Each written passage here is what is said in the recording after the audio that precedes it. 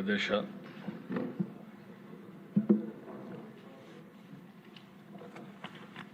ఈరోజు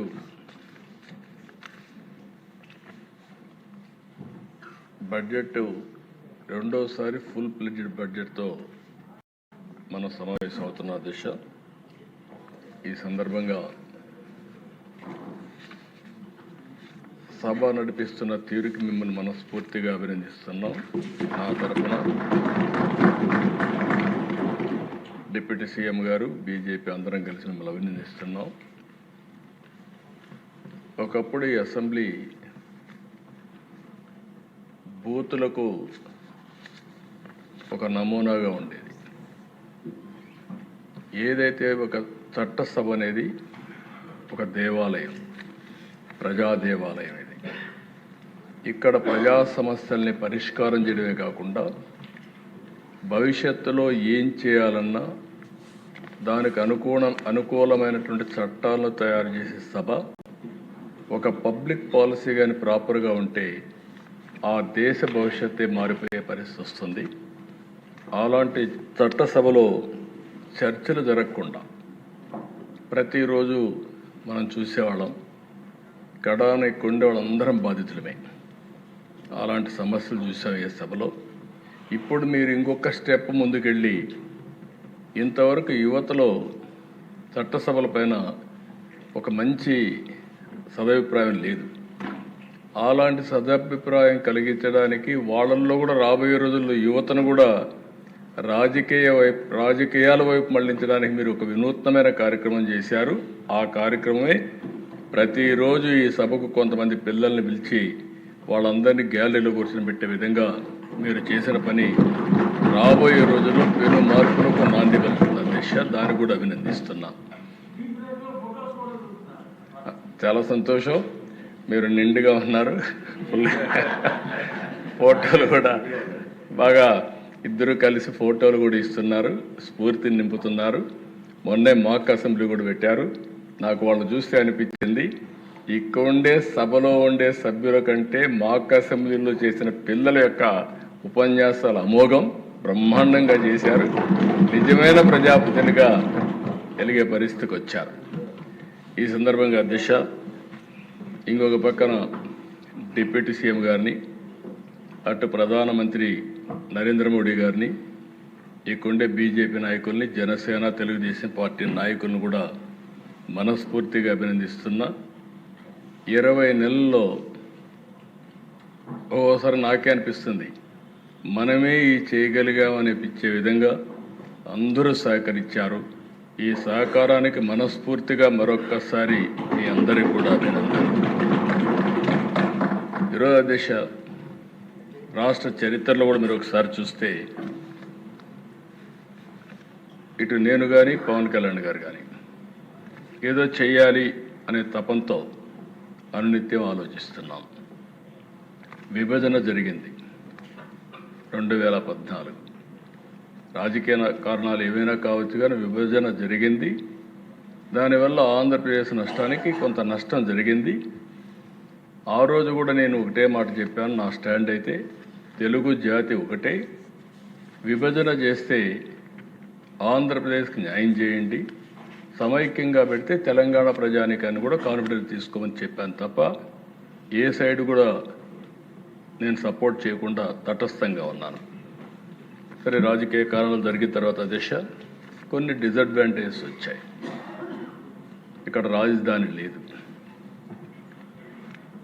పట్టణ జనాభా తక్కువ, వ్యవసాయమే ఆధారం. దీంతో ప్రభుత్వానికి ఆదాయం కూడా తక్కువ వస్తుంది. ఆ స్ట్రక్చరల్ డెఫిషియన్సీస్ కూడా ఉన్నాయి.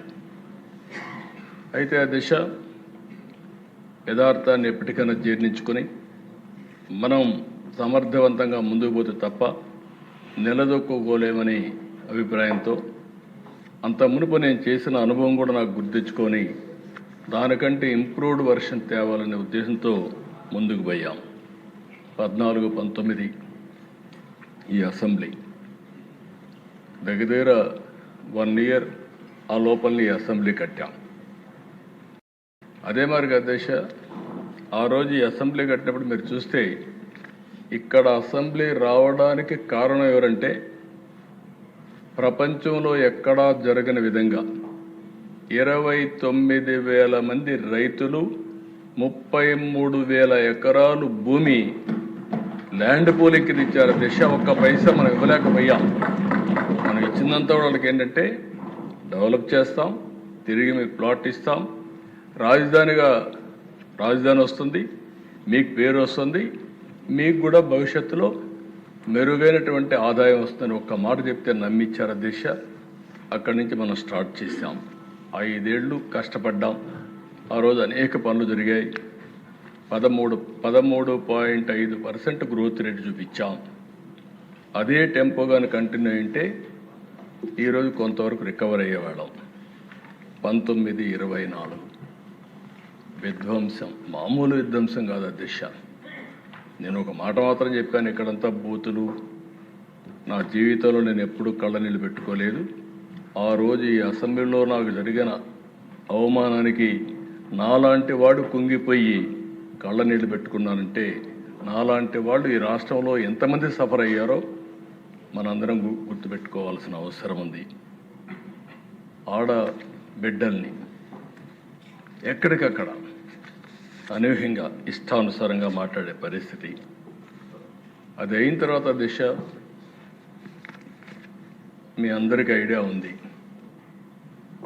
కడాన నాకు నోటీస్ ఇవ్వకుండా నన్నే అరెస్ట్ చేయడం.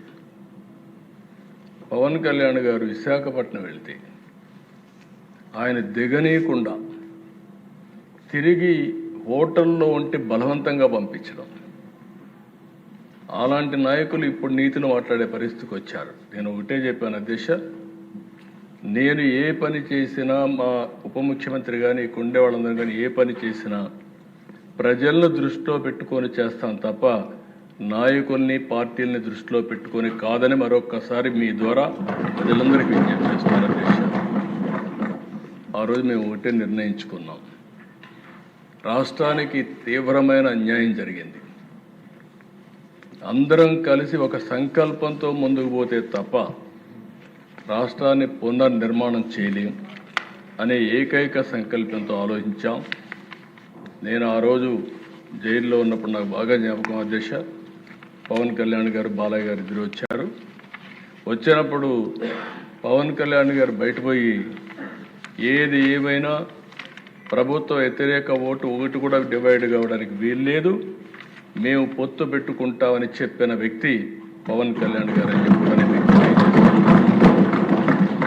ఆ తర్వాత బీజేపీ అందరం కూడా కలిసి ఎన్డీఏ కూటమిగా ఏర్పాటు చేశాం. అయితే ఆ దేశం మనం గుర్తుపెట్టుకోవాల్సింది, ప్రజలు ఎప్పుడు కూడా మనల్ని వాచ్ చేస్తూ ఉంటారు, సరైన సమయంలో సరైన నిర్ణయం తీసుకుంటారు.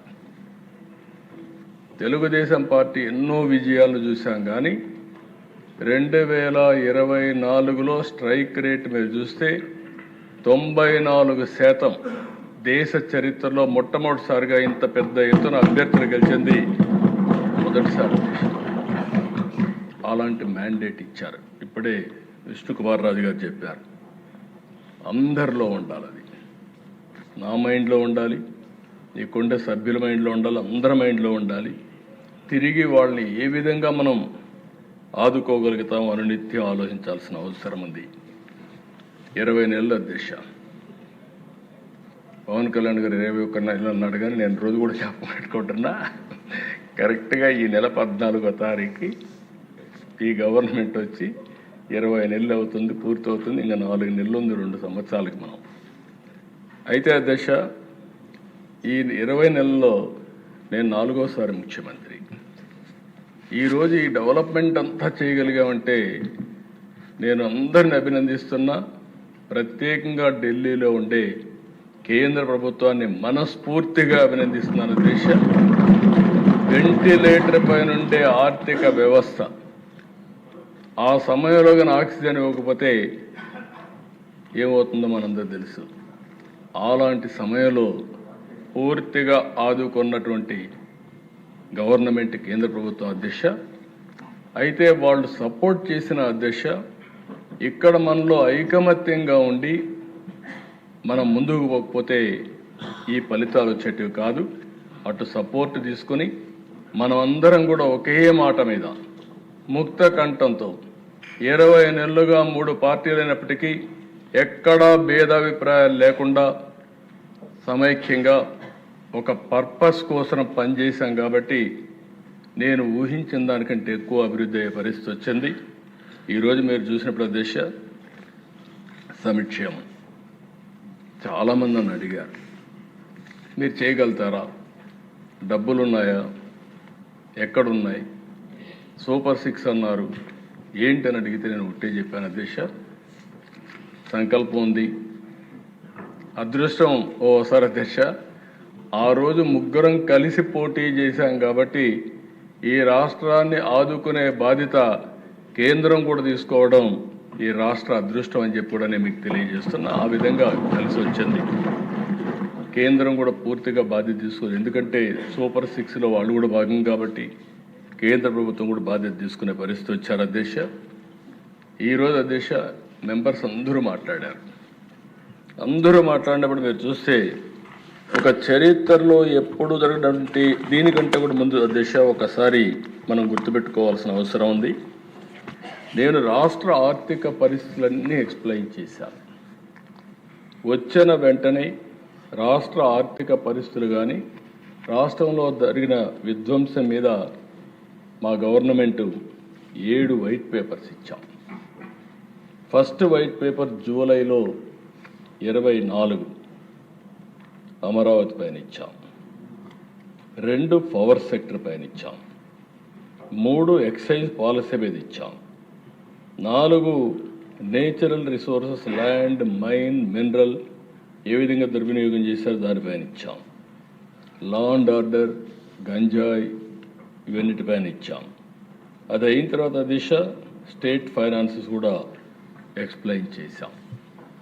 ఇవన్నీ చేసిన తర్వాత దిశ అక్కడితో కూర్చోకుండా ఆ రోజు ఈ ప్రభుత్వం మీరు ఒకసారి చూస్తే ఇమీడియట్గా 2 government of India Viksit Bharat తయారు చేస్తే మనం కూడా స్వర్ణాంధ్ర 2047 విజన్ తయారు చేశాం. విజన్లో నిర్దిష్టమైన లక్ష్యాలు పెట్టుకుని క్లారిటీతో ముందుకు పోతూ ఈ 20 నెలలు ప్రయాణం సాగించాం.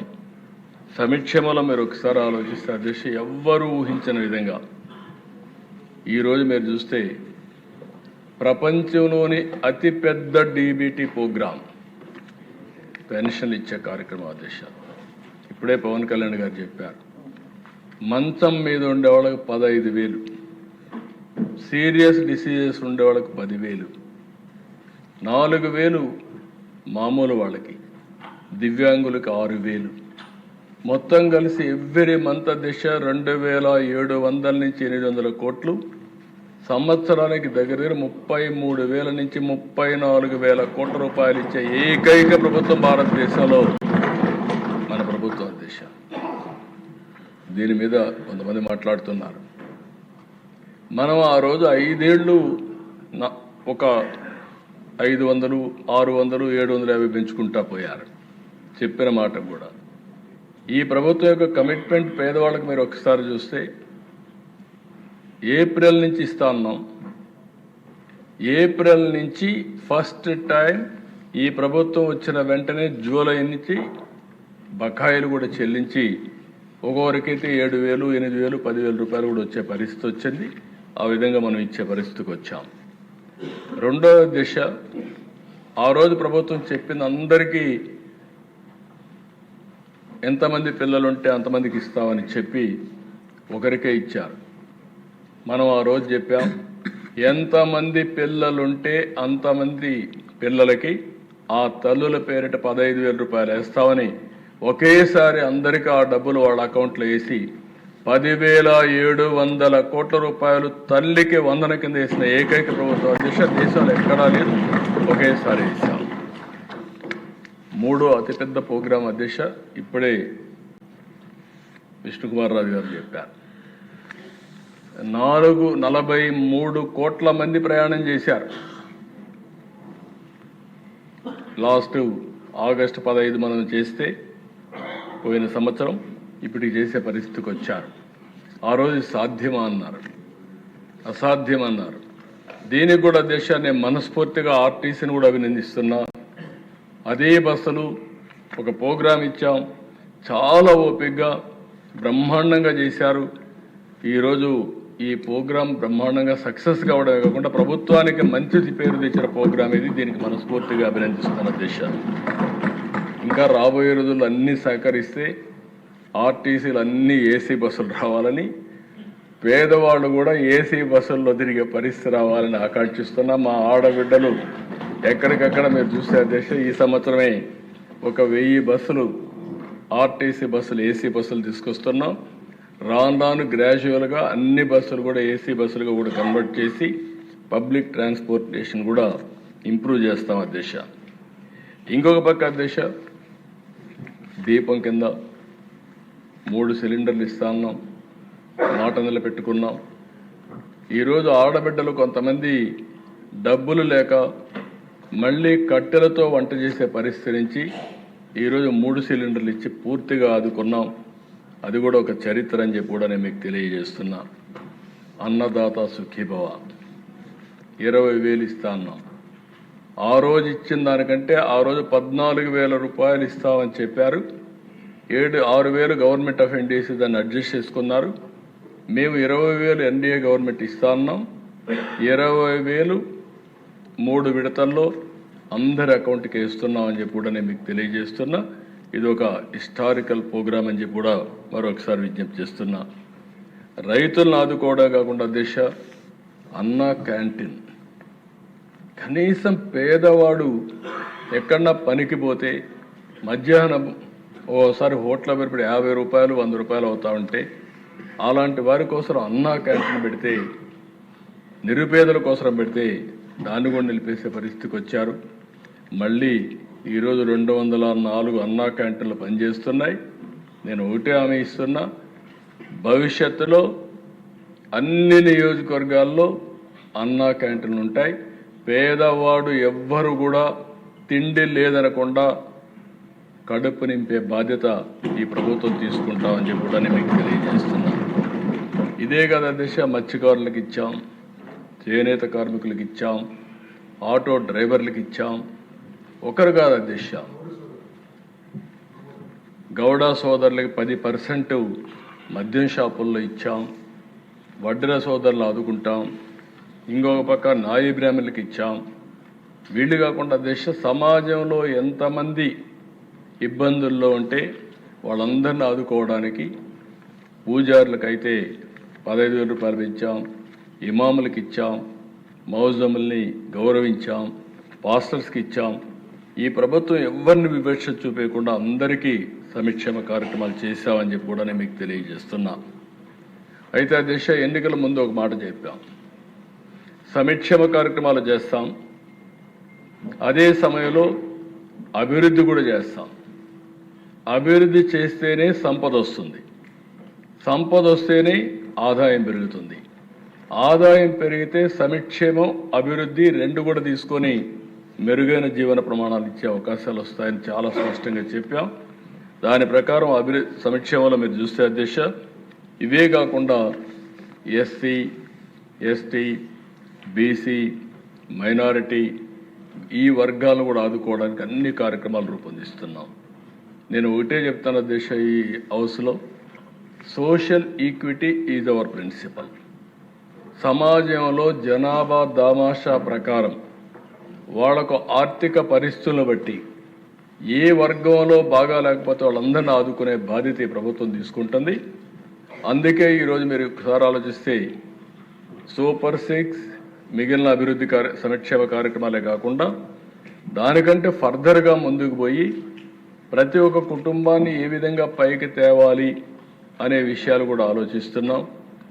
అందుకే సమగ్ర అనే ఒక ప్రోగ్రాం పెట్టుకుని ప్రతి ఒక్క ఫ్యామిలీ కూడా అనలైజ్ చేస్తున్నాం. P4 కూడా తీసుకొచ్చాం. ఈరోజు దేశంలో మీరు ఒకసారి చూస్తే పబ్లిక్ ప్రైవేట్ పార్ట్నర్షిప్ వల్ల సంపద సృష్టించబడతా ఉంది. ప్రపంచంలో ఇది మెరుగైన విధానం కింద ప్రపంచం అంతా గుర్తించే పరిస్థితికి వచ్చింది. ఒక రోడ్డు వేయాలన్నా, ఎయిర్పోర్ట్ కట్టాలన్నా, పోర్టు కట్టాలన్నా, ఒక కాలేజీ పెట్టాలన్నా పెట్టే పరిస్థితికి వచ్చారు. ఇప్పుడు దాంట్లో మోడల్స్ కూడా వస్తున్నాయి. పీపీపీలోనే వైబిలిటీ గ్యాప్ ఫండింగ్ ఇస్తున్నారు. ఏ ఆస్తి కూడా దిశ పీపీపీలో ప్రైవేట్కి పీపీపీకి డిఫరెన్స్ ఉంది. పీపీపీలో ఏదైనా చేస్తే నిర్దిష్టమైన కాలం వాళ్ళు మెయింటైన్ చేస్తారు, వాళ్ళు తెచ్చిన డెట్ కడతారు, తర్వాత ఆ ఆస్తి ప్రభుత్వ ఆస్తి అవుతుంది. ఆ విధంగా మనం ముందుకు పోయే పరిస్థితికి వస్తుంది. దిశ నేను చూశాను. నా పీరియడ్లోనే జేగురుపాడులో జీవీకేకి పవర్ ప్రాజెక్ట్ ఇచ్చాను. 32 ఏళ్ళు అయింది. తిరిగి వాళ్ళు ఆ ప్రాజెక్ట్ మనకు అప్పచెప్పారు. ఇలాంటి సందర్భాలు చాలా ఉన్నాయి. అది ఒక నిర్దిష్టమైన టైం బౌండ్ ప్రోగ్రాం ప్రకారం దానికి కూడా స్టాండర్డ్స్ ప్రకారం పనిచేసి తిరిగి మనకు అప్పచెప్పే పరిస్థితి వస్తుందని చెప్పి కూడా నేను మీకు తెలియజేస్తున్నా. అయితే దిశ ఇప్పుడు నేను తీసుకొచ్చిన పాలసీ రాబోయే రోజుల్లో దీని యొక్క ఇంపాక్ట్ కనపడుస్తుంది. Public private people's partnership. చాలామందికి సిఎస్ఆర్ ఉంది. కొంతమంది ఎక్కడికక్కడ వాళ్ళకు ఉండే డబ్బులు కూడా ఖర్చు పెట్టి ఒక స్కూల్ బిల్డింగ్ కడుతున్నారు, ఒక కాలేజ్ పెడుతున్నారు. నిన్నే నేను చూశాను అధ్యక్ష, జిందాల్ వచ్చాడు, నవీన్ జిందాల్. అతను ట్రస్ట్ ద్వారా లా యూనివర్సిటీ పెట్టాడు. One of the best law university పెట్టాడు. చాలా మంచి పేరు వచ్చింది. ఎవరైనా సీటు కావాలంటే లా చేయాలంటే కంట్రీలోనే జిందాల్ అనే పేరు మనకి వినపడుస్తూ ఉంటుంది. అలాంటి యూనివర్సిటీలు పెట్టిన వాళ్ళు ఉన్నారు. ఇలాంటి ఇప్పుడు బసవ తారకం క్యాన్సర్ హాస్పిటల్ కానీ ఇవన్నీ ట్రస్ట్ ద్వారా పెట్టిన ఇన్స్టిట్యూషన్స్ అని చెప్పి కూడా నేను మీకు తెలియజేస్తున్నాను. అయితే అధ్యక్ష ఇక్కడికి వచ్చినప్పుడు సమాజం మనకు అన్నీ ఇస్తూ ఉంది. సమాజంలో ఇంకా మనతో పుట్టిన వాళ్ళు వెనకానున్నారు. అందుకే జన్మభూమి పెట్టాం. జన్మభూమి ద్వారా ఆ రోజు పెట్టిన కార్యక్రమం ఆ గ్రామానికి ఆ ప్రాంతానికి న్యాయం చేసే బాధ్యత అక్కడ పుట్టి పైకొచ్చిన వ్యక్తులు తీసుకోవాలని చెప్పి పెట్టాం. ఈరోజు పెట్టిన కార్యక్రమాన్ని మీరు చూస్తే వ్యక్తుల్ని మనతో పుట్టిన మన బంధువులు ఇంకా పేదరికంలో ఉన్నారు. మన గ్రామంలో మనతో పుట్టిన వాళ్ళు పేదరికంలో ఉన్నారు. లేకుంటే ఈరోజు మనం అందరం ఆలోచించేది ఏంటంటే సంపద రావాలి, అభివృద్ధి జరగాలి. ఎగ్జాక్ట్గా 30 years బ్యాక్ దేశ నేషనల్ హైవేస్ భయంకరంగా ఉండేటివి. యాజ్ చీఫ్ మినిస్టర్ నేను నెల్లూరు నుంచి తిరుపతికి పోవాలంటే 8 గంటలు పట్టేది. ఎక్కడ చూసినా 6 అడుగులు గుంతలు ఎక్కడం దిగడం సరిపోయేది. ఈరోజు ఒక పాలసీ నేషనల్ హైవేస్ పీపీపీ మోడల్లో తెచ్చారు. అది కూడా నేను సంతోషపడుతున్నా. నేను మలేషియాకు పోతే దేశ చిన్న దేశం, బుడ్డ దేశం, 2 కోట్ల జనాభా. 2 కోట్ల జనాభాకు east west corridor 8 lane road. మంది 125 కోట్ల జనాభా. అలాంటి ఒక్క రోడ్డు లేకపోతే ఆనాటి ప్రధానమంత్రి గారు వాజ్పేయి గారు చెప్తే ఇది సాధ్యం అంటే సాధ్యం అని చెప్పి గట్టిగా ఆయనకు చెప్తే మొట్టమొదటిసారిగా ప్రూఫ్ ఆఫ్ కాన్సెప్ట్ వేసింది నెల్లూరు నుంచి చెన్నై వరకు ప్రూఫ్ ఆఫ్ కాన్సెప్ట్ వేశారు. అది అవుతానే 4 ఏళ్లలో గోల్డెన్ క్వాడ్రిలేటరల్ రోడ్డు వచ్చింది. ఈరోజు దేశంలో ఎక్కడ చూసినా 2 lane, 4 lane, 6 lane, 12 lane roads పోతున్నాయి. ప్రపంచంలోనే అతిపెద్ద రోడ్డు వ్యవస్థ ఉండే దేశం, సెకండ్ దేశం భారతదేశం. దీనికి మనస్ఫూర్తిగా కేంద్రాన్ని అభినందిస్తున్నారు. దిశ ఒక పాలసీ ఏ విధంగా ట్రాన్స్ఫార్మ్ చేస్తుందో ఇది ఒక ఎగ్జాంపుల్ మాత్రం. దిశ నేను అందరినీ కోరేదేనంటే మనం అందరం ఆలోచించేది ఈ సభ ద్వారా బిలినియర్స్ తయారు చేయడమే కాదు, కామన్ మ్యాన్ ఆదుకోవడం కూడా అవసరం. సంపద కొంతమంది దగ్గరనే పరిమితం అవడం కరెక్ట్ కాదు. కానీ అట్లని చెప్పి వాళ్ళని కంట్రోల్ చేస్తే అసలు సంపదే సృష్టించలేము. ఓసారి వెంకయ్యనాయుడు గారు చెప్పేవారు మీటింగుల్లో కూడా. ఆయన ఒకటే అన్నాడు, పంచమని అంటారు ఈ కమ్యూనిస్టులు, అసలు పంచే ఉంటే కదా పంచడానికి అనేవాడు. అంటే జోవియల్గా. అంటే సంపద లేకపోతే ఏం పంచుతాం అధ్యక్ష? పేదరికాన్ని పంచుతాం. అయితే ఈరోజు మనం ఆలోచించాల్సిన దేశాలు కూడా చూసాం. కొన్ని దేశాలు ఆర్థిక అసమానతలు తగ్గించే విధంగా మెరుగైన జీవన ప్రమాణాలు ఇవ్వడానికి పనిచేశారు. అలాంటి వ్యవస్థకు భారతదేశం స్థావరం కావాలని మనస్ఫూర్తిగా అభినందిస్తున్నా. ఇది ఒక పాలసీ. P4 ద్వారా అవసరమైతే గవర్నమెంట్ కూడా అనునిత్యం అలాంటి వారిని సపోర్ట్ చేయడం కోసం ఈరోజు పేదరికం జీరో పావర్టీ పెట్టాం. జీరో పావర్టీ ప్రకారం వాళ్ళందరినీ ఆదుకునే బాధ్యత తీసుకుంటాం. ఒక్కోసారి దిశ ఉండే ఎమ్మెల్యేలు అందరం కూడా పుట్టినప్పుడు అందరం పేదవాళ్ళగానే పుట్టాం, మామూలు కుటుంబాలనే పుట్టాం. నేను కూడా ఒక ఎగ్జాంపుల్. చిన్నప్పుడు 6వ తరగతికి 6 కిలోమీటర్లు నడిచిపోయి భోజనం తీసుకొని సాయంత్రం ఇంటికి వచ్చి మళ్ళీ తెల్లవారితో వెళ్ళేవాళ్ళం. అక్కడి నుంచి పైకి వచ్చిన వాళ్ళమే. కానీ మనకు అవకాశాలు వచ్చాయి. ఓన్లీ 1%, 2% వచ్చాం. ఇంకా మనతో పుట్టిన వాళ్ళు అక్కడే ఉండే పరిస్థితికి వస్తున్నారు. వాళ్ళని ఆదుకునే బాధ్యత తీసుకోవాల్సిన అవసరం ఉంది. మనందరం అనుకోని కానీ సిన్సియర్గా పనిచేస్తే P4 భారతదేశానికే ఒక ఆదర్శంగా, ఒక మోడల్గా తయారవుతుందని మరొకసారి మీ అందరికీ విజ్ఞప్తి చేస్తున్నా. ఇది చేయాల్సిన అవసరం ఉంది, చేస్తాం కూడా. రెండవ దిశ, ఈరోజు ఇంకొక పక్కన ఆలోచిస్తే ఈ సూపర్ 6 ఇవన్నీ చేసిన తర్వాత ఎడ్యుకేషన్ మీద ఎక్కువ శ్రద్ధ పెట్టాం. ఎడ్యుకేషన్ మీద శ్రద్ధ పెట్టి మెగా PTM పెట్టాం, ముస్తాబు కార్యక్రమం తీసుకొచ్చాం, పిల్లల్లో చైతన్యం తీసుకొస్తున్నాం. ఇటీవల టెక్నాలజీ మనం ఇక్కడ క్వాంటమ్ వాల్యూ పెట్టి దానికి ఆల్గరిథమ్స్ రాయడానికి కోర్సెస్ పెడితే 60,000 మంది 2 రోజుల్లో ఆన్లైన్లో జాయిన్ అయ్యారు. దశ మొన్న మెడ్రాస్ యూనివర్సిటీ, IIT చెన్నై ఈ ఆల్గరిథమ్స్ AI కింద కోర్సెస్ పెడితే 2,08,000 మంది పిల్లలు రిజిస్టర్ చేసుకుంటే దాంట్లో 1,04,000 మంది ఆంధ్రప్రదేశ్ నుంచి రిజిస్ట్రేషన్ చేసుకున్నారు. దిశ 50% ఆఫ్ స్టూడెంట్స్ మన దగ్గర నుంచి రిజిస్ట్రేషన్ చేసుకున్నారంటే అది మన పిల్లల్లో ఉండే పాజిటివ్నెస్, పట్టుదల. వాళ్ళని కానీ మోటివేట్ చేయగలిగితే ప్రపంచానికి నాలెడ్జ్ ఎకానమీలో సేవలు అందించే శక్తి మన పిల్లలకు వస్తుందని చెప్పి కూడా నేను మీకు తెలియజేస్తున్నా. అలాంటి ఎడ్యుకేషన్ కోసం ముందుకు పోతున్నాం. తొందరలోనే ఇక్కడ ఒక పక్కన ఎడ్యుకేషన్ మీద ఇది పెడుతున్నాయి, ఇంకొక పక్కన హెల్త్ కూడా. మీరందరూ గుర్తుపెట్టుకోవాల్సిన అవసరం ఉంది. నేను ఎన్నోసార్లు చెప్పాను, we are all in inspiring time. మనం కష్టపడడం కాదు, మనందరం కానీ సమర్థవంతంగా పనిచేయగలిగి టెక్నాలజీ కరెక్ట్గా ఉపయోగించుకోగలిగితే వండర్ చేసే అవకాశం వస్తుంది.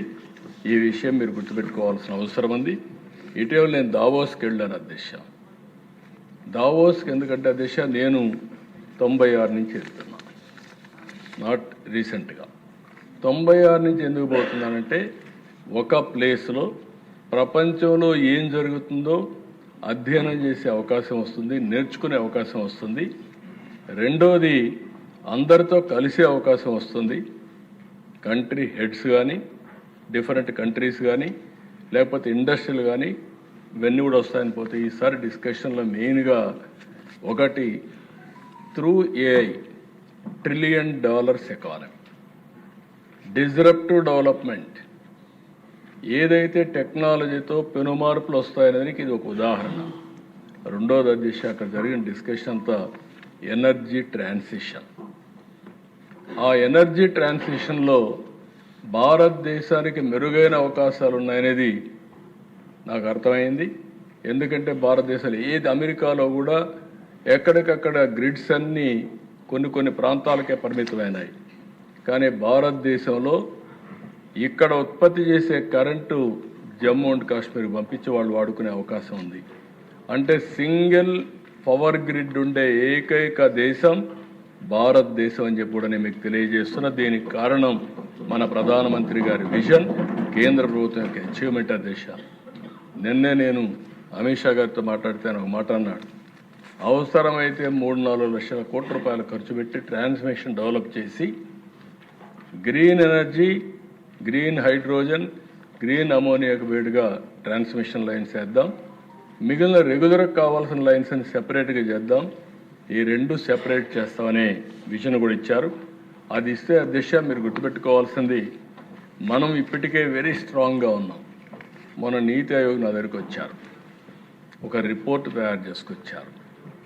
ఏదైతే ఎనర్జీ ట్రాన్సిషన్లో solar, wind, pumped storage hybrid మోడల్లో మీరు నెంబర్ 1గా ఉన్నారు.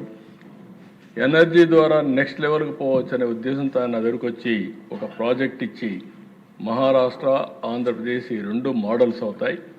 మీరు చేయగలిగితే యాక్టివ్గా చేస్తున్నారు. దీన్ని లాజికల్గా తీసుకుపోగలిగితే ప్రపంచానికి ఒక మోడల్ అవుతుందని చెప్పే పరిస్థితికి వచ్చారు అధ్యక్ష. నేను మొన్న కూడా ఇక్కడ ఉండే ఎమ్మెల్యేలందరినీ కోరా, ప్రొడ్యూసర్ కమ్ కన్జ్యూమర్.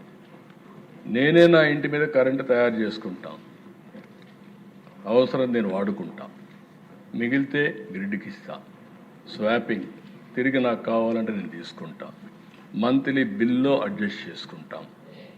ఒకవేళ సర్ప్లస్ ఉంటే మీకు డబ్బులు తిరిగి పే చేస్తాం, మీరు ఎక్కువ వాడుకుంటే మీరు డిపార్ట్మెంట్కి కడతారు.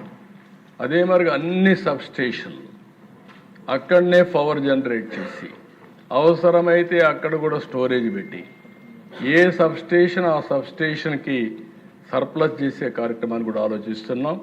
గ్రిడ్లో కూడా పెట్టి మీరు దీని మీద శ్రద్ధ పెడితే ప్రతి ఒక్క ఇల్లు సోలార్ తయారు చేసే హౌస్గా తయారవుతుంది. ఇంకా కరెంటు కొనే పని ఉండదు. అదే సమయంలో ప్రతి ఒక్క పొలం దగ్గర కూడా పెట్టుకోగలిగితే రైతుకు కూడా ఇబ్బందులు ఉండే పరిస్థితి రావు. దీనికి కేంద్రం కూడా ఇస్తున్నట్టు నేను చాలాసార్లు చెప్పాను. కుసుమ్ గారు ఈ 2 చేయాల్సిన అవసరం ఉంది. అలాంటి మార్పులకు మనం పోతున్నాం అధ్యక్ష. సంజీవనిలో నేను ఒకటే మిమ్మల్ని కోరుతున్నా, ఇది ఒక గేమ్ చేంజర్గా తయారవుతుంది. ఈ నెల 16వ తారీఖున బిల్ గేట్స్ కూడా ఇక్కడికి వస్తున్నాడు. వాళ్ళు గేట్స్ ఫౌండేషన్ తరపున గ్లోబల్ నాలెడ్జ్ టెక్నాలజీ తీసుకొచ్చే బాధ్యత ఆయన తీసుకున్నాడు. మనం కూడా దాన్ని డిజిటల్ హెల్త్ రికార్డ్స్ అని ఎస్టాబ్లిష్ చేశాం. అవసరమైతే తొందరలోనే ప్రతి ఒక్కరికి ఒక ఏఐ డాక్టర్ని కూడా ఇస్తాం. మీకు అందరికీ దాన్ని చూసుకొని మీరు ఏం తినాలి, ఏం తినకూడదు, ఎంత మీ బాడీ ఎట్లుంది ఇవన్నీ చెప్పే పరిస్థితి వస్తుంది. గ్లోబల్ నాలెడ్జ్ని కూడా తీసుకొచ్చి లాస్ట్ మైల్లో ఎవరైనా పేషెంట్లు ఉంటే ఇంటి దగ్గర అందించే బాధ్యత తీసుకుంటున్నాం అధ్యక్ష. This will be a great game changer. అర్థం చేసుకోమని కోరుతున్నాను. టెక్నాలజీని ఏ విధంగా ఉపయోగించుకోవచ్చునో ఇది ఒక ఎగ్జాంపుల్ అని చెప్పి కూడా నేను మీకు తెలియజేస్తున్నా. ఇంకొక పక్కన అధ్యక్ష, పాపులేషన్ మేనేజ్మెంట్ ఈ సెషన్లోనే ఒక పాలసీ తీసుకొస్తాం. నేను ఎప్పుడు కూడా ఈరోజు గురించి ఆలోచించడం లేదు.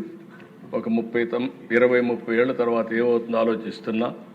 ఈరోజు మీరు ఒక్కసారి చూస్తే మనం 1.5 ఫెర్టిలిటీ రేట్, 2.1 ఉంటే రీప్లేస్మెంట్ లెవెల్, దానికంటే ఎక్కువ ఉంటే జనాభా ఎక్కువగా వస్తుంది. ఇప్పుడు ప్రపంచం మొత్తం జనాభా పెరిగే పరిస్థితులు తక్కువ కనపడొస్తున్నాయి. China, Japan, South Korea, Europe అన్ని దేశాల్లో ఈ సమస్య వచ్చింది. ఇండియా యాజ్ ఆన్ టుడే 2 అంటే ఎగ్జాక్ట్గా తగ్గాం. ఈ అడ్వాంటేజ్ ఇంకా ఒక 20 ఏళ్ళు ఉంటుంది. తర్వాత ఇండియా కూడా ఏజింగ్ కంట్రీ అవుతుంది. దానికంటే ముందు సౌత్ ఇండియా మనం అందరం కూడా ఏజింగ్ ప్రాబ్లం వస్తూ ఉంది. ఆల్ ఇండియా లెవెల్లో 28 ఏళ్ళు ఏజింగ్ ఉంటే, యావరేజ్ ఏజ్ ఉంటే మంది 32 ఏళ్ళకి వెళ్ళింది. ఇంకా ఇది పెరిగే అవకాశం ఉంటుంది. పాపులేషన్ తగ్గే ప్రమాదం ఉంది. కాబట్టి పాపులేషన్ మేనేజ్మెంట్ పాలసీ తీసుకొస్తాం. దీన్ని కానీ మనం చేయగలిగితే, ఒకప్పుడు నేను పాపులేషన్ ప్లానింగ్కి వెళ్ళాను. పాపులేషన్ ప్లానింగ్ అప్పుడు ఎవ్వరూ సాధ్యం కాదన్నారు. కానీ చాలా తొందరగా చేయగలిగాం. 1 డికేడ్లో ట్రాన్స్ఫర్మేషన్ తీసుకొచ్చాం. ఇప్పుడు దీన్ని తీసుకుపోవాల్సిన అవసరం ఉందని చెప్పి కూడా నేను మీకు తెలియజేస్తున్నా. రెండవ దిశ, నేను ఎప్పుడు మాట్లాడుతున్నాను job job job, employment employment employment. ఈ ప్రభుత్వం వస్తానే మెగా డిఎస్సి పెడతా అన్నాం. 1 సంవత్సరంలో మెగా డిఎస్సి పెట్టి ఉద్యోగాలు ఇచ్చాం. ఆ తర్వాత మీరు అందరూ ఆలోచిస్తే ఎప్పటి నుంచో పెండింగ్లో ఉన్న పోలీస్ కానిస్టేబుల్స్ 6,000 మందికి ఉద్యోగాలు ఇవ్వడమే కాకుండా ఎలాంటి అడ్డంకులు లేకుండా స్టైఫండ్ కూడా 4,500 ఉంటే, నేను పవన్ కళ్యాణ్ గారు ఉంటే వాళ్ళు అడిగితే 12,000 రూపాయలు చేసి ఇమ్మీడియట్గా అక్కడే అనౌన్స్ చేశామని చెప్పి కూడా నేను మీకు తెలియజేస్తున్నాను. ఈరోజు దిశ ఎప్పుడైనా సరే, నిన్న కూడా చూస్తున్నా, కొంతమంది ఉద్యోగాలు రాలేదంటారు. అదే వ్యక్తి మళ్ళీ నువ్వు ఎట్లా ఈ ల్యాండ్ ఇచ్చావంటాడు. ల్యాండ్ ఇవ్వకూడదు, ఇన్సెంటివ్స్ ఇవ్వకూడదు, ఉద్యోగాలు రావాలి. ఈరోజు వీళ్ళ ఉద్దేశం ఏంటంటే అధ్యక్ష, ఉద్యోగం రాకూడదు, అన్ఎంప్లాయ్మెంట్ ఉండాలి, ప్రభుత్వానికి చెడ్డ పేరు రావాలి, తద్వారా వీళ్ళకి రాజకీయ లబ్ధి పొందాలనే ఆలోచన తప్ప ఇంకోటి లేదు. అందుకే అధ్యక్ష ఈ ప్రభుత్వం చాలా స్పష్టంగా ఉన్నాం. ఒకప్పుడు నేను ఈజ్ ఆఫ్ డూయింగ్ బిజినెస్ మాట్లాడా, ఇప్పుడు gear March speed of doing business మాట్లాడుతున్నాం. ఇంకొక మాట కూడా ఎస్క్రో అకౌంట్ కూడా తీసుకొస్తానని చెప్పాం. అంటే ఏ పెట్టుబడి పెట్టే వ్యక్తి మన ఆఫీసుకి తిరగాల్సిన పని లేదు, అతను కూడా చేసే పని నీతి నిజాయితీగా చేసుకోగలిగితే అతన్ని పూర్తిగా సహకరించే బాధ్యత మంది. అందుకే ఎస్క్రో అకౌంట్ తీసుకొస్తున్నాం. Is of doing business all clearances record టైంలో క్లియర్ చేస్తాం. ఇంకా సింప్లిఫికేషన్ ప్రొసీజర్ తీసుకొస్తాం. అందుకే అధ్యక్ష లాస్ట్ 1 yearలో మీరు చూస్తే బ్యాంక్ ఆఫ్ బరోడా సర్వే అవన్నీ మీరు చూసినప్పుడు 25.6% దేశంలో వచ్చిన పెట్టుబడుల్లో ఆంధ్రప్రదేశ్కి వచ్చాయంటే అది ఆంధ్రప్రదేశ్ యొక్క బ్రాండ్. 5 ఏళ్ల అధ్యక్ష 1924 ఇక్కడ ఉండేవాళ్ళు పారిపోయారు. అమర్ రాజా లాంటి కంపెనీ, నాకు ఒక కోర్ కమిట్మెంట్ ఉండే కంపెనీ. రామచంద్ర నాయుడు నాకు ఐడియా ఉంది అధ్యక్ష, అమెరికా నుంచి వస్తానే చిత్తూరులో పుట్టాం, చిత్తూరులో పెట్టాలి అని తిరుపతి కేంద్రంగా తీసుకొని పెట్టి ఆడనే కార్పొరేట్ ఆఫీస్ పెట్టుకునే పరిస్థితికి వచ్చారు. ఆ 5 ఏళ్ళు జరిగినటువంటి అరాచకం చూసిన తర్వాత తప్పు చేసేమేమో, మనం కూడా రిస్క్ మిటిగేషన్కి వెళ్ళాలి అని వేరే రాష్ట్రానికి ఇన్వెస్ట్మెంట్ పెట్టే పరిస్థితికి వచ్చారు అధ్యక్ష. అందుకని అధ్యక్ష ఈరోజు మీరు ఒకసారి చూస్తే పెద్ద ఎత్తున పెట్టుబడులు వస్తున్నాయి, 1-2 కాదు. ఈరోజు మీరు చూసినప్పుడు ఇప్పుడే విజయ్ కుమార్ రాజు గారు చెప్పారు, గూగుల్ సంస్కరణలు వచ్చిన తర్వాత ఫస్ట్ టైం $15 బిలియన్ తీసుకొచ్చి విశాఖపట్నంలో పెట్టిన మొదటి కంపెనీ గూగుల్ అని చెప్పి కూడా నేను మీకు తెలియజేస్తున్నా. దీనివల్ల ఏఐ డేటా సెంటర్ నాలెడ్జ్ ఎకానమీకి శ్రీకారం చుట్టే పరిస్థితి వస్తుంది.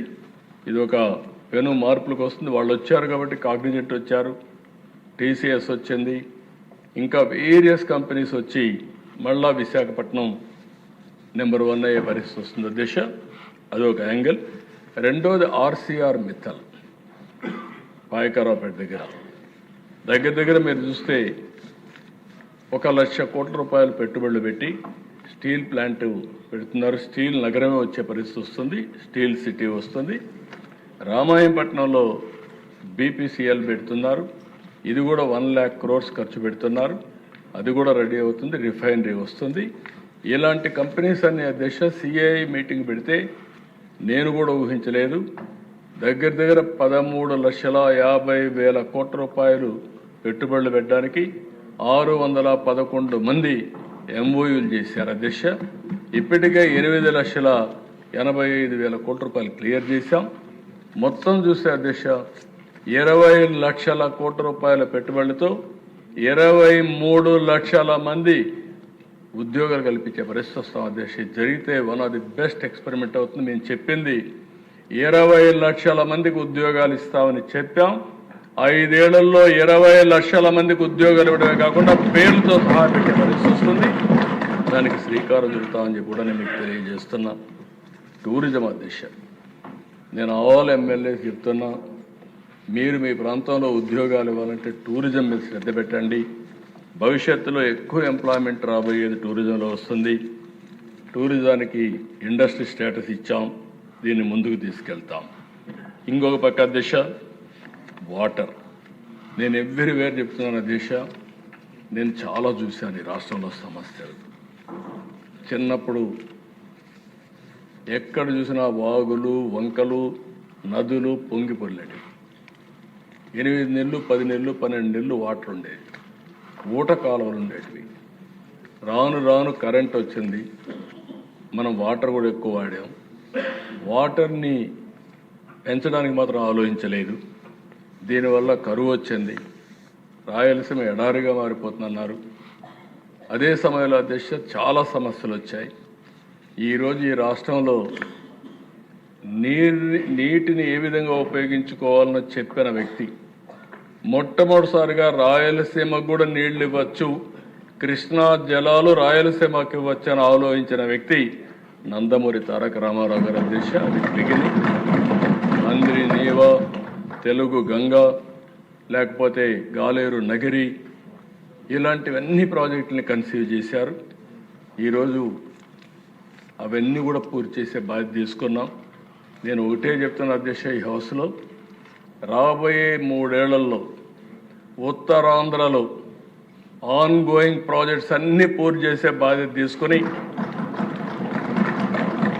Polavaram left main canal, Uttarandhra Sujala స్రవంతిని పూర్తి చేసి వంశధార పోలవరం లింకేజ్ కూడా ఇస్తాం అధ్యక్ష. రెండో అధ్యక్ష, ఇప్పటికే లెఫ్ట్ మెయిన్ కెనాల్ అనకాపల్లి వరకు రెడీ అవుతోంది. ఈ సంవత్సరమే విశాఖపట్నం తీసుకెళ్తాం. ఎప్పుడు మీరు ఆ ప్రాజెక్టు మీద మీకు ప్రత్యేకమైన శ్రద్ధ ఉంది, మీ నియోజకవర్గం ఆ ప్రాంతం అంతా కూడా తప్పకుండా అధ్యక్ష ఈ సంవత్సరం పోలవరం లెఫ్ట్ మెయిన్ కెనాల్ పూర్తి చేసే బాధ్యత ఈ ప్రభుత్వం తీసుకుంటామని కూడా మీకు హామీ ఇస్తున్నాను అధ్యక్ష. ఇది కాకుండా అధ్యక్ష ఈ సంవత్సరం మీరు చూస్తే హంద్రీ నీవా పూర్తి చేసి చివరి భూములకు నీళ్ళు ఇచ్చాం. అటు మడకశిర, ఇటు కుప్పానికి ఇచ్చాం. కొన్ని వందల చెరువులు నింపగలిగాం. రాబోయే సంవత్సరం చిత్తూరుకి ఇస్తాం. అదే సమయం రాయచోటి ఆ ప్రాంతానికి అంతా కూడా నీళ్ళు ఇచ్చే బాధ్యత తీసుకుంటాం. దీనివల్ల అధ్యక్ష నాట్ ఓన్లీ అంద్రేనీవా, ఇంకా మిగిలినటన్నీ కూడా గాలేరు నగిరి కూడా ఈ సంవత్సరం కడప వరకు తీసుకెళ్తాం. రాయలసీమలో ఉండే ప్రాజెక్ట్స్ అన్నీ కూడా పూర్తి చేయడానికి ఈ ప్రభుత్వం పనిచేస్తున్నామని చెప్పి కూడా నేను మీకు తెలియజేస్తున్నా. పోలవరం అధ్యక్ష చాలామందికి ఐడియా ఉంది. ఒకవేళ మీకు కూడా సమయం ఉంటే అధ్యక్ష అందరూ కలిసి ఒకరోజు పోలవరం పోయిరండి, మీకు ఒక ఐడియా ఉంటుంది. మళ్ళీ మీకు చూసే అవకాశం ఉండదు. దేశంలో అతి పెద్ద ప్రాజెక్టు, ఇంకా రాబోయే రోజులు ఇంత పెద్ద ప్రాజెక్టు వచ్చే అవకాశాలు కూడా లేవు. అలాంటి నేషనల్ ప్రాజెక్ట్ ఇది. దీన్ని ఏ విధంగా చేశారు మీరు చూశారు అధ్యక్ష. బైఫర్కేషన్లో హైదరాబాద్ అటు వెళ్తే ఈ ప్రాంతానికి అన్యాయం జరుగుతుందని వాళ్ళు ఇచ్చింది ఆ రోజు అమరావతి నేషనల్ ప్రాజెక్ట్ పెట్టారు అధ్యక్ష. కానీ ఆ చరిత్రతో అని చెప్పాలని చాలా టైం అవుతుంది. ఆ రోజు నేను గట్టిగా కేంద్రాన్ని 2014 రిక్వెస్ట్ చేశా. 7 మండలాలు ఉన్నాయి, తెలంగాణలో ఉన్నాయి. అది లేకపోతే పోలవరం కట్టలేం. ఆ 7 మండలాలు మనకి ఇస్తే తప్ప నేను ప్రమాణ స్వీకారం చేయనంటే ఐఎమ్ సో హ్యాపీ. ఇప్పుడు కూడా జ్ఞాపకం ఉంటుంది నాకు. ఆనాటి ప్రభుత్వ అధ్యక్ష ప్రమాణ స్వీకారం చేసిన వెంటనే పార్లమెంట్ సమావేశాల కంటే ముందు ఆర్డినెన్స్ ఇష్యూ చేసి తర్వాత పార్లమెంట్లో మెంబర్స్ ప్రమాణ స్వీకారం చేశారు. దానివల్ల ఈరోజు ఇది సాధ్యమయ్యే పరిస్థితి వచ్చింది. అలాంటి పెద్ద ప్రాజెక్టు మీరు ఆలోచిస్తే అధ్యక్ష కాపాడలేకుండా రాజకీయ కక్షతో దాన్ని గోదావరి పాలు చేసే పరిస్థితికి వచ్చారు. డయాఫామ్ వాల్ పూర్తిగా కొలాప్స్ అయింది. డయాఫామ్ వాల్ అంటే ఏమి తెలియకుండా ఈ హౌస్లో మేము చూసాం. ఎన్ని మాట్లాడారంటే అధ్యక్ష నాకు ఇప్పుడు కూడా జ్ఞాపకం ఉంటుంది. నేను చాలా బాధపడ్డాను ఆ రోజుట్లో. అలాంటి ప్రాజెక్ట్ని మళ్ళీ కొత్త డయాఫామ్ వాల్ కట్టి 2027 గోదావరి పుష్కరాల కంటే ముందు జాతికి అంకితం చేసే బాధ్యత ఈ ప్రభుత్వం తీసుకుంటామని చెప్పి it is a big game changer అధ్యక్ష. ఇదైతే ఆంధ్రప్రదేశ్కు జీవనాడి, నీటి భద్రతకు భరోసా, ఇది జరుగుతుంది అధ్యక్ష. చేపిస్తాం. అదే మరిగా అధ్యక్ష ఈరోజు ఇక్కడ నీళ్లు సముద్రంలో పోయే నీళ్లు నల్లమల సాగర్ ద్వారా వెలుగొండకు తీసుకుపోవాలని ఆలోచిస్తున్నాం. అది కూడా మొన్న కూడా నేను కేంద్రాన్ని అడిగాను. తెలంగాణ ప్రభుత్వం కాళేశ్వరం కట్టారు, తప్పులేదు, నేను కూడా సపోర్ట్ చేశాను. సముద్రంలోకి ఎందుకంటే అధ్యక్ష పోయిన సంవత్సరం కూడా ఈ సంవత్సరం దగ్గర 5,000 టీఎంసీ నీళ్లు సముద్రంలోకి పోయినాయి. ఇక్కడ ఒక 1,500-1,600 కృష్ణా రివర్ నుంచి పోయినాయి. అంటే మొత్తం కలిసి 5,000 టీఎంసీలో 200 టీఎంసీ నీళ్లు మనం తీసుకొని కరువు ప్రాంతాలకు పంపించగలిగితే పెద్ద గేమ్ చేంజర్ అవుతుంది. నీటి సమస్య ఉండదు. అలాంటి ప్రాజెక్ట్ మనం అడిగాం, కానీ తెలంగాణ దానికి ఇది చేస్తున్నారు. కరెక్ట్ కాదది. అందరం తెలుగు జాతి అంతా బాగుండాలి. ఇప్పుడు కొత్తగా నిన్న కూడా నేను చూశాను, ఆ ముఖ్యమంత్రి గారు మాట్లాడుతూ మాకు కూడా 1-2 సమస్యలు పరిష్కారం చేస్తే మేము కూడా సహకరిస్తాం విధంగా మాట్లాడారు. ఇచ్చి పుచ్చుకోవడంలో తప్పు లేదు, కానీ రాష్ట్రం తెలుగు జాతి ఒకటే కాబట్టి 2 రాష్ట్రాలకు సమస్యలు ఉంటే కూర్చొని మాట్లాడడానికి ఈ ప్రభుత్వానికి ఏమాత్రం అభ్యంతరం లేదు.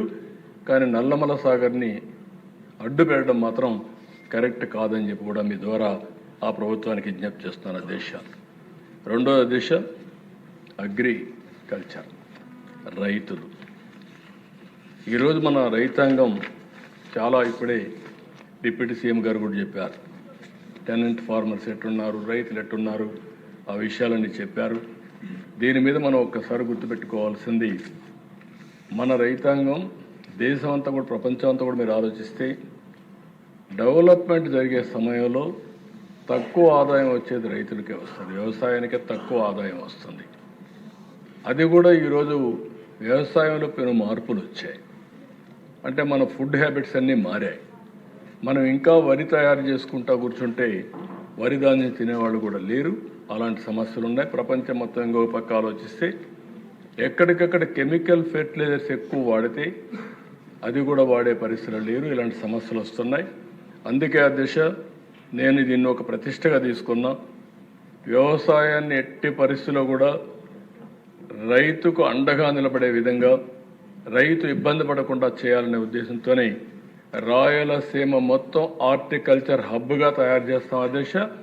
ఈరోజు నేను గర్వంగా చెప్పగలుగుతాను, ఈ హౌస్లో ఒకప్పుడు ఎడారిగా మారిపోతుందనుకున్న అనంతపూర్ జిల్లా ఎడారిగా మారిపోవడం కంటే ఈస్ట్ గోదావరి కంటే మెరుగైన ఫలితాలు సాధించే పరిస్థితికి ఈరోజు వచ్చింది. దీనికి నేను గర్వపడుతున్నా ఈ అసెంబ్లీలో. అంటే వాళ్ళకి కావాల్సిన నీళ్లు ఇస్తే ఏ విధంగా మారుతుందో ఒక ఎగ్జాంపుల్ అధ్యక్ష. రెండో అధ్యక్ష, ఈరోజు దేశంలో నెంబర్ 1 హార్టికల్చర్లో మనం ఉన్నాం రాయలసీమ వల్ల. రాబోయే రోజుల్లో ఒక 30,000 కోట్ల రూపాయలు హార్టికల్చర్ మీద ఖర్చు పెట్టి ఇంకొక 70,000 కోట్ల రూపాయలు ప్రైవేట్ ఇన్వెస్ట్మెంట్ తీసుకొచ్చి ప్రపంచంలోని అతిపెద్ద హార్టికల్చర్ హబ్గా రాయలసీమ ఇన్క్లూడింగ్ మార్కాపూర్ వరకు తయారు చేసే బాధ్యత ఈ ప్రభుత్వం తీసుకుంటామని చెప్పి కూడా మీ ద్వారా ప్రజలకు విజ్ఞప్తి చేస్తున్నాను అధ్యక్ష. కేంద్రం కూడా ముందుకు వచ్చారు, నిర్మలా సీతారామన్ సపోర్ట్ చేస్తామన్నారు. ఆ ప్రాజెక్ట్ వస్తే చాలా వరకు మనకు ఒక మంచి బెనిఫిట్ వస్తుంది. రెండోది, ఇప్పటికి మనం 400 లక్షల మెట్రిక్ టన్నులు పళ్ళు పండిస్తున్నాం. దీన్ని 1000 లక్షల మెట్రిక్ టన్నులు పండించే విధానానికి శ్రీకారం చుడుతున్నాం. రాబోయే 6-7 ఏళ్లలో 1000 lakh మెట్రిక్ టన్స్ హార్టికల్చర్ పంటలు పండించే ఏకైక ప్రదేశం, సింగిల్ లొకేషన్ ఆంధ్రప్రదేశ్ అవుతుంది. దానికి చిరునామాగా రాయలసీమ ఉంటుందని చెప్పి కూడా నేను మీకు తెలియజేస్తున్నాను. ఇంకో పక్కన దశ, ఈరోజు మీరు ఒకసారి చూస్తే అక్వాకల్చర్ను కూడా పూర్తిగా నిర్వీర్యం చేశారు. 14-19 30% పెరిగింది. ఇటీవల కాలంలో ఇబ్బందులు వచ్చాయి. ఆ ప్రభుత్వం కూడా సరిగా పనిచేయకుండా ఇబ్బంది పెట్టే పరిస్థితికి వచ్చారు. ఈరోజు మళ్ళీ స్ట్రీమ్ లైన్ చేసి